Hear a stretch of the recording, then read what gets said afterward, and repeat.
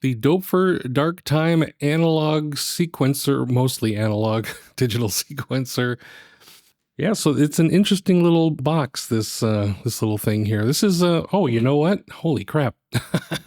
I haven't done this in so long, I forgot to say, this is Season 4, Episode 1 of my modular journey. And today we're looking at something that is not modular, the Doepfer Dark Time completely digital analog sequencer. So what is this guy? Let me read from the manual here. Even though Dark Time's circuitry is almost entirely digital, it has knobs and switches, so we'll just refer to it as analog in this manual. There you go. It's an analog sequencer because it has knobs and switches. Dark Time can be a 16-step sequencer made up of 2 rows of 8 steps each that have a frequency knob and 2 3-position switches. That's per step right here. Switch 1 tells the step to play, skip, or be ignored, while the second switch tells the step how to behave.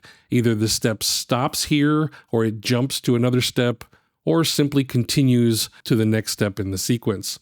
Dark Time also has a class-compliant USB port for connecting to a computer and or DAW through USB, as well as these 5-pin DIN standard MIDI 1.0 in and out ports. There's also an array of 3.5mm jacks on the back for various I/O functionality to integrate with CV gate, as you see here, such as eurorack modules. There are even transpose switches and range selectors and a built-in quantizer. So it's got a lot of stuff in this little box here. Before I get into why I chose it, let me quickly cover some things like the back panel. Let's see if you can see this here. I'll probably put a picture of it up over here to the left while I'm talking about it. But the back panel has in and out for start-stop switches, for instance, so you can remotely start and stop the Dark Time, as well as use the Dark Time to start and stop something else. There's a reset in and out here for, again, resetting the sequence back to the beginning, or using Dark Time again to reset something else. There's a clock in and out, as you guessed it, bringing a clock in from somewhere else, or sending the Dark Time's clock elsewhere. There's also a gate 1 and 2 because there are 2 rows. So if you put this into 2 times 8 step mode, meaning 2 separate sequencers, you could use things like CV 1 and 2 out, gate 1 and 2 out, and there's even a CV 1 and 2 in here for, I'm guessing this is to change the pitch of the entire row. I don't want to get too deep into things, but some of this stuff looks pretty interesting.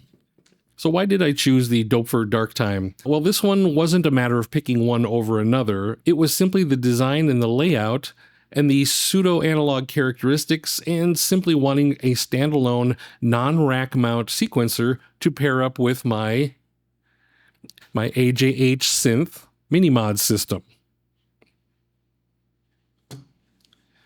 I saw a Dreams of Wires demo using the Dark Time, and I thought aesthetically they looked really cool together.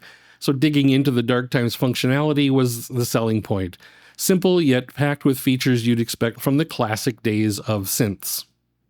As for how I plan to use it, that's how I plan to use it, as a standalone sequencer for either the MiniMOD or eurorack or even my synthesizers or VSTs. Although I don't think the latter will ever be necessary with the DAW right here. I'm not really a DAW-less kind of kid, but the MiniMOD system plus Dark Time I think will pair well, and they look really sexy together. I guess as far as an audio demo goes, I could just play the thing I was doing before. and just flip some switches. Let me turn down my effect a little bit.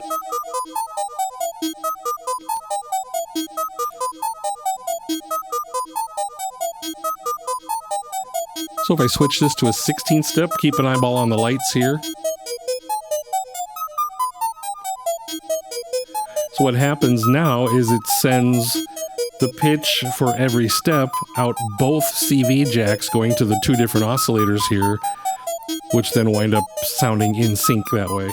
But when it's playing the second row, I guess that's when you can change things around a little bit.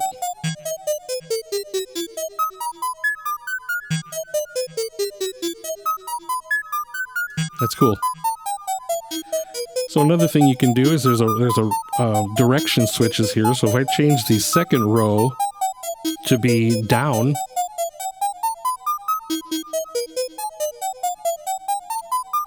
that's kind of cool.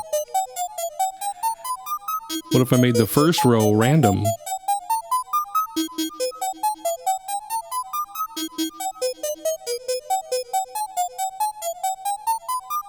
Oh, did you see how it's stuck around here even longer? Wow. Okay, there's the thing I just learned. It doesn't do just 8. It does however many it damn well pleases until its programming says to go to the second row. That's kind of cool. So that's pretty random. Generative, or whatever you want to call it.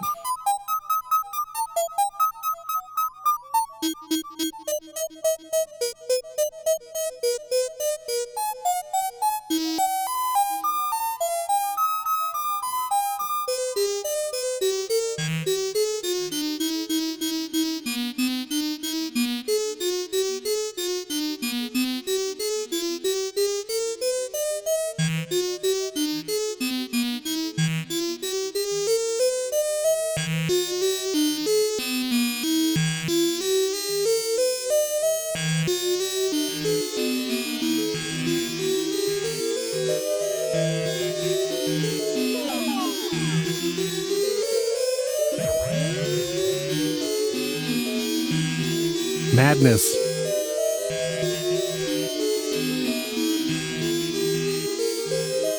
Turn off quantizing and we get a little wobbly.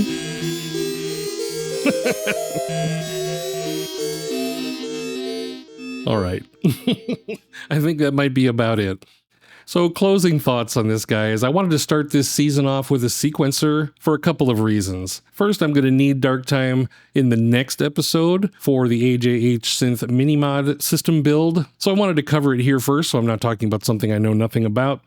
And I plan a lot of sequencer-related content coming up in the future of my modular journey, mostly because I need to deeply learn these amazing, complex modules thoroughly, and the one way for me to do that is to go through the manual line by line and talk about it, either to myself or to the two of you watching these videos still.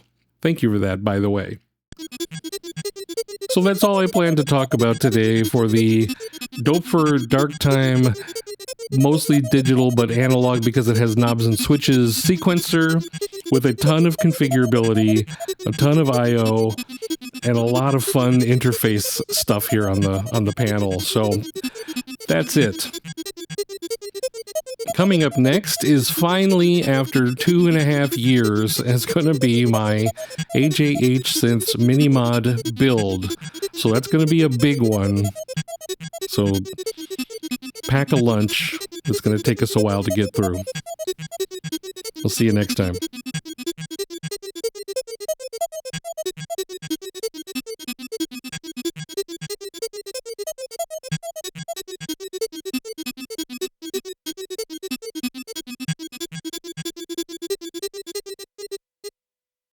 Well, I need more practice at this.